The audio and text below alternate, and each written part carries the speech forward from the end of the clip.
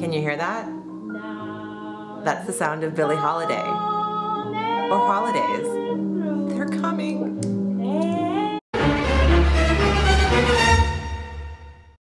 Thanks for coming back, and if you want to subscribe to my videos, please do so. You can do so right there.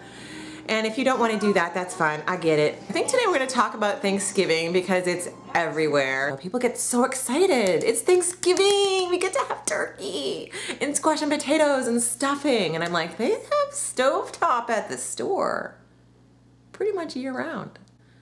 And turkeys. I'm actually from Plymouth, Massachusetts, which if you don't know me, who cares? But in case you didn't pay attention in history class, or maybe like 4th grade, 3rd grade, wherever you learn it, Plymouth is where the Pilgrims landed. And boy, were they lucky that they landed. They were not the sharpest tools in the shed. One critique I have of the Pilgrims, in addition to pretty much almost wiping out an entire continent, is they might have fared better if they had maybe planned better on who they were going to allow on the boat. I mean, great, I get it. They were separatists. They were wanting to do their own thing. Maybe the next time, maybe like 4 people down, maybe add a farmer. Maybe somebody that knew something about some agriculture, livestock, personal hygiene. Maybe put some of those people on there. They weren't the greatest planners. I mean, I totally get where they were coming from, because so many times in my life, I'm just like, you know what? I'm just gonna get there. And if I can get there, I can figure it out. But normally I wasn't leaving like my home to get on a tiny boat to sail across the Atlantic to get on a new continent.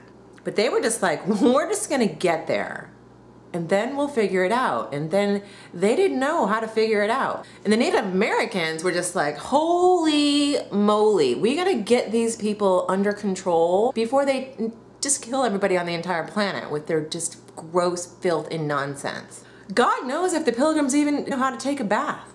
If you're from Plymouth and then someone sees Plymouth and goes to see specifically the Plymouth Rock, they are not happy after they see that rock. And they are completely offended at the size.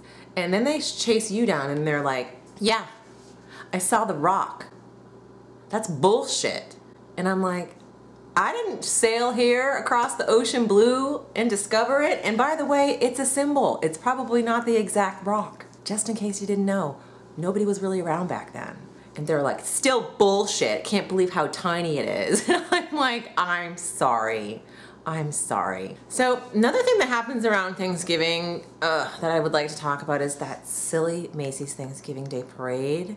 I mean, just stop with that already. They could probably get a whole new audience of maybe like YouTubers if they decided to speed that thing up, you know? God, it takes a long time. If they sped that thing up, I would totally get into like a band charging down the street and a bunch of tuba players just trying to get it together, and then the thing is over in 20 minutes. I would Netflix that thing. How silly is a float?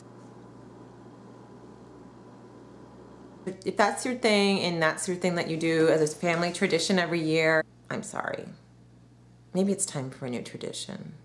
Let's put that one to bed. And you get all excited because your family's coming into town and you clean up the house and probably paint the walls and clean the carpet and pretend like you have it together the rest of the year. And you're so excited to see your family, and then they get there and 30 seconds later you're like, ugh, when the hell are they leaving? The day after Thanksgiving should be the actual Thanksgiving Day. Thank God everybody is the hell out of here. Thank God everybody went home.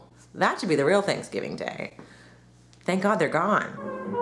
I used to have this job at this place called Pebbles, and Pebbles was an ice cream shop that opened up onto the waterfront in Plymouth where the replica of the Mayflower sits. And I would watch all of these people, herds and droves of people came to Plymouth every summer to see that Plymouth Rock and to get mad at me. And they also would go across the street and jump on that boat. And their eyes would come, they would be this big, they'd be like, that's a small boat.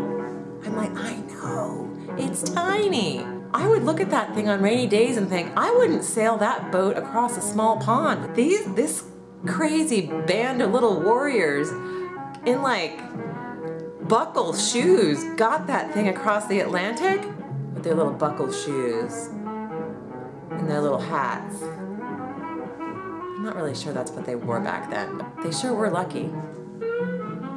And be thankful that the Pilgrims managed to survive that winter with the help of everybody else around. They got through it. They kind of sucked at it, but that's okay. Sometimes you might not be the best at something, but hey, if you're the only one doing it, you kind of look like you're the best at it. And then they have a whole day for you, hundreds of years later. Thanks for watching and coming back, and just hang in there. Hang in there. The holidays will soon be over. Listen to some Billie Holiday. See you next time. Thanks for watching. God bless them. They must have had some damn good luck.